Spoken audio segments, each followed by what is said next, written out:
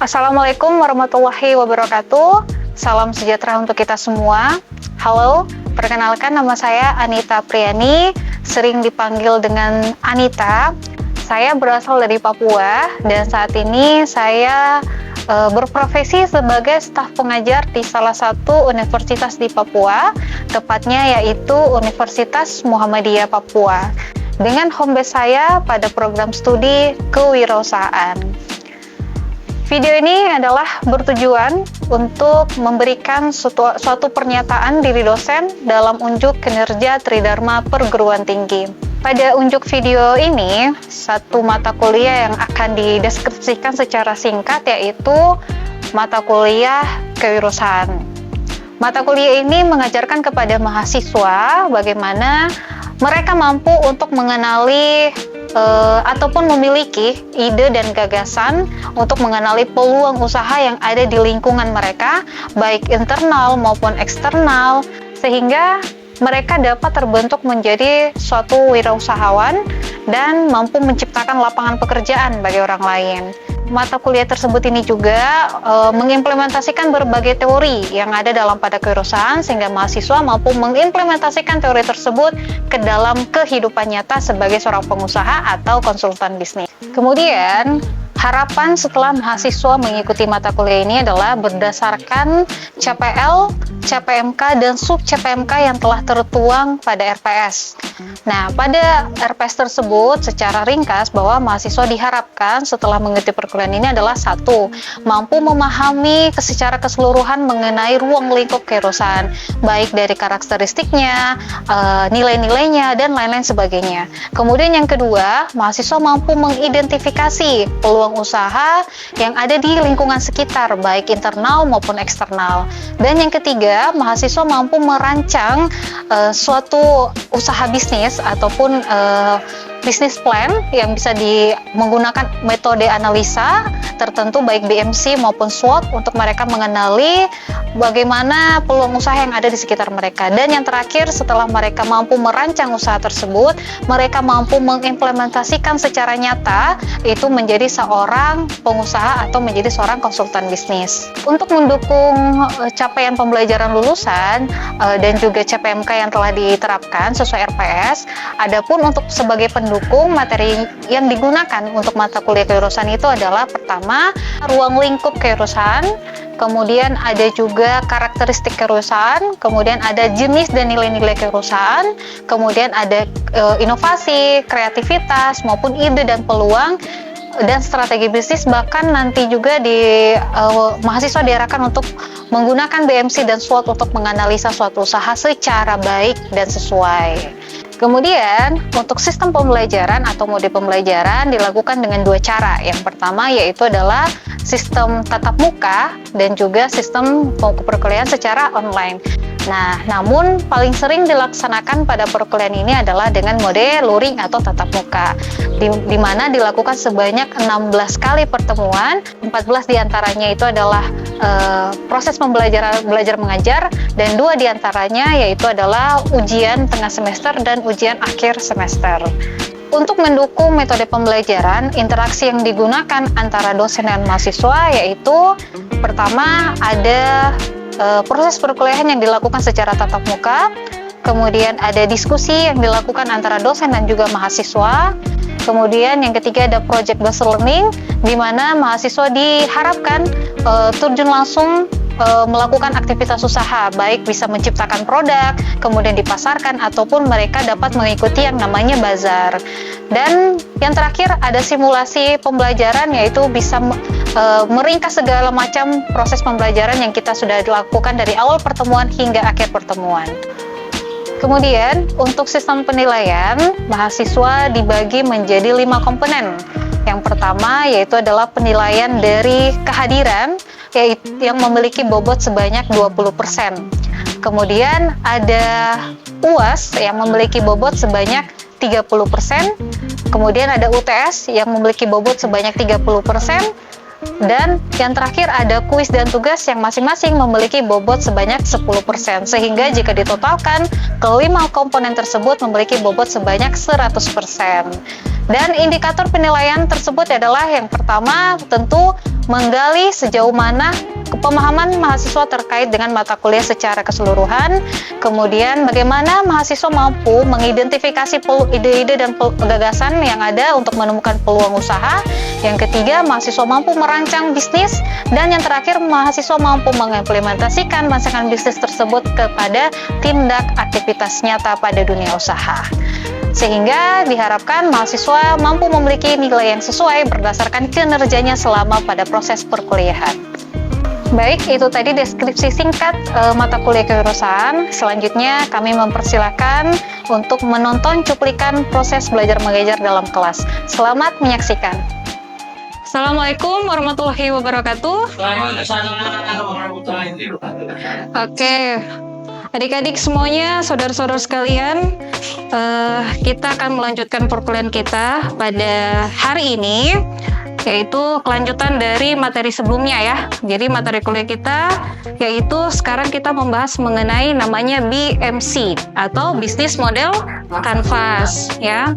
Nah, kalau BMC sendiri ini dalam mata kuliah kewirausahaan merupakan salah satu pembahasan yang sangat penting dan kerap kali dilakukan agar pelaksanaan kewirausahaan sendiri itu bisa berjalan dengan baik.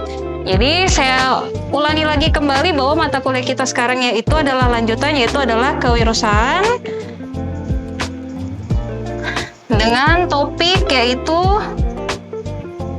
BMC. Oke, sebelum kita lanjut ke materi, saya untuk absensi nanti dilaksanakan di akhir perkuliahan ya. Nah, nanti siapa tahu ada beberapa teman lagi yang baru datang, baru nanti kita melakukan yang namanya absensi. Oke, materi kuliah kemarin kan kita membahas mengenai karakteristik kewirausahaan kan. Sudah saya berikan kuis juga, kalian juga sudah mengirimkan lewat link. Nah, apakah semua sudah mengerjakan? Titius, kamu sudah kerjakan belum? Sudah ya, bagus. Kemudian John, kamu udah kerjakan belum? Sudah aman ya. Adakah yang belum kerjakan di sini? Ada tahu tidak? Arsitek membuat gambar denah rumah itu tujuannya apa? Rifki, silakan. Agar terstruktur. Terstrukturnya apa? Agar tahu di mana posisinya. Letak posisi. Iya. Oke, thank you Rifki. Ayo, menurut kamu, kenapa arsitek perlu membuat yang namanya denah rumah atau bangunan gambaran rumah seperti itu? Rumah atau bangunan atau perusahaannya apa saja lah? Agar menentukan tata letak. Menentukan tata letak. Ya, tata letak. Oke. Ruangan sesuai fungsinya. Sesuai fungsinya ya. Oke. Sekian. Iya. Oke. Jadi itu tadi penggambaran dari Rifki, Ayub sama Gary sama-sama benar, deh, sama-sama benar dua-duanya. Tapi kalau misalnya kita berbicara mengenai tujuannya yaitu agar rumah tersebut dapat berdiri dengan sesuai, gitu kan? Rumah tersebut berdiri dengan sesuai. Bayangkan misalnya kita membangun rumah tidak sesuai gambar, biasanya dibangun apa? Ya acak-acak gitu kan, asal-asalan gitu rumah. Bisa jadi ini dia bangunannya, misalnya yang punya rumah nih ya, mau bikin rumah, wah ini saya maunya dapurnya saya di sini, bukan di sini, kayak gitu kan. Jadi ada perombakan-perombakan gitu. Nah, inilah salah satu fungsi yang sama dengan BMC, yaitu supaya sebagai seorang pengusaha, kita tahu nih gambaran awal usaha kita dulu, gitu kan. Jadi supaya apa? Supaya kita tidak salah melangkah. Jangan sampai kita tidak menganalisa lebih dalam, kita main asal usaha saja, kita macet, ya kita juga yang rugi. Setuju tidak? Setuju ya? Kalian dari sekian ini pernah tidak melakoni yang namanya usaha secara langsung? Ada tidak yang sudah pernah melakoni usaha? Maksudnya punya usaha di rumah kah? Atau punya usaha sama teman-teman kah? Atau bagaimana? Pernah tidak melakoni usaha? Nah, sekarang Ayub saya tanya, masih jalankah usahanya sampai sekarang? Sementara lagi stop. Nah, sementara lagi stop. Pasti ada alasannya kenapa stop. Bisa jelaskan tidak Ayub, kenapa bisa stop? Karena ini belum bisa membagi waktu antara akademik dengan jadi Oh, jadi ada kesulitan pembagian waktu. Dan bisa saya sebutkan juga bahwa kamu kesulitan di SDM, sumber daya manusia. Nah, jadi itu. Jadi salah satu langkah yang perlu kita lakukan dengan melakukan BMC itu adalah kita mengupayakan usaha kita dapat berjalan secara berkelanjutan. Oke. Gary, kenapa kita perlu yang namanya BMC, Gary? BMC-nya dia itu manusia itu dia harus perlu membuka usaha. Manusia perlu membuka usaha. Iya, memang manusia memang perlu buka usaha. Tapi BMC-nya, kita ngomong BMC itu apa? Coba Gary. Tadi dari panjang saya ngobrol, saya jelaskan diskusi sama kalian. BMC apa? Gary, pemahaman Gary itu BMC itu apa? BMC itu suatu sesuai dengan produk-produk yang memiliki seseorang. Oke, berarti penuangkan ide gitu ya, Gary ya. Good, jawabannya sangat bagus. Nah, kemudian saya lanjut ke Semina. Nah, Semina tadi itu, kalau Semina sudah bilang jelas, sudah bisa bilang paham, berarti saya mau tanya Semina, kira-kira bisnis model Canvas ini ditujukan untuk apa?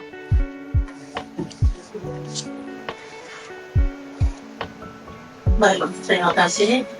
Bagian yang saya bisa paham karena bisa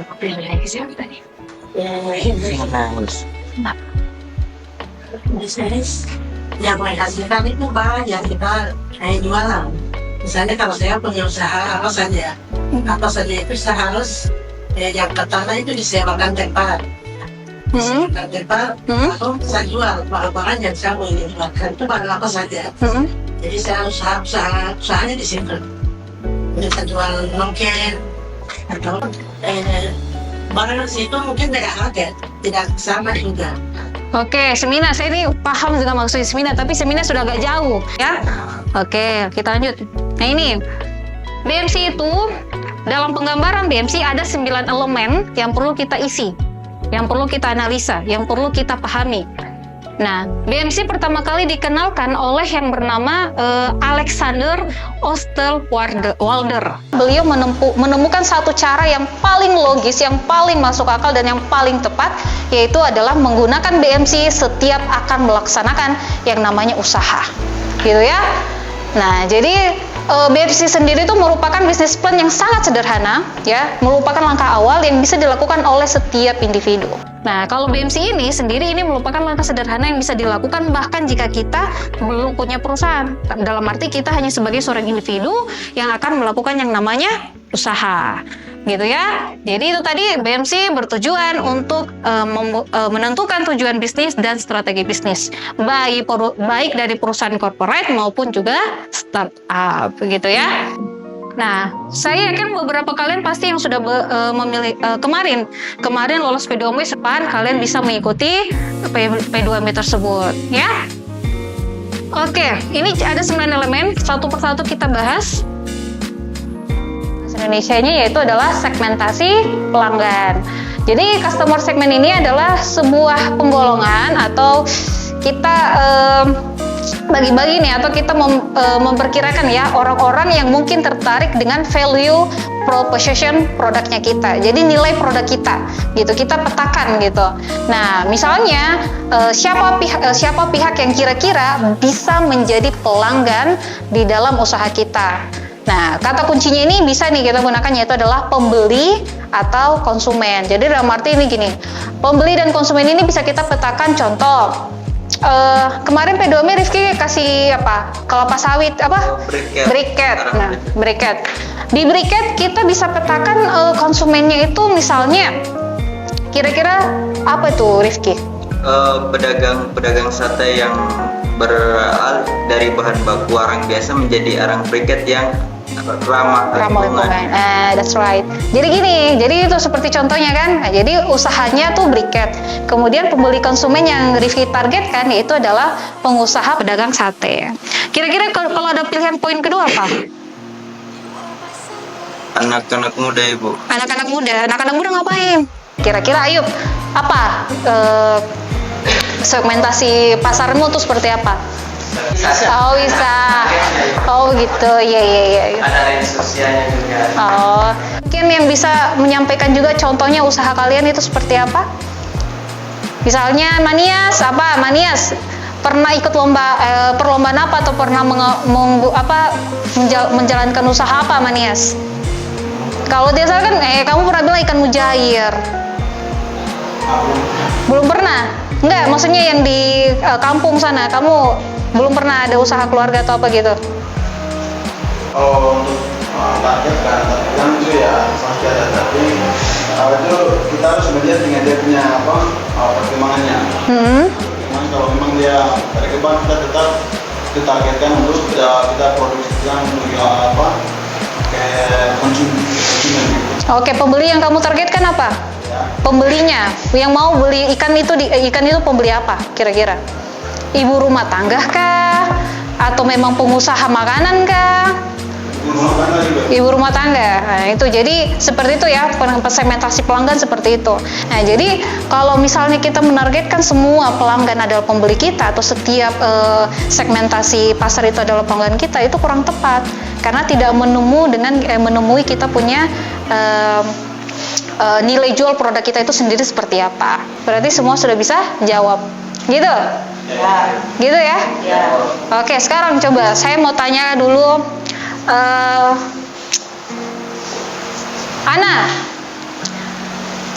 apa itu segmentasi pelanggan? Coba Ana.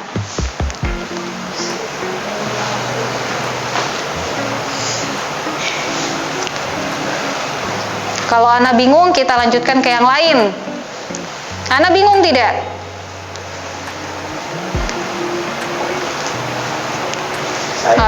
Ketahuan nih bingungnya. Silakan Ayub.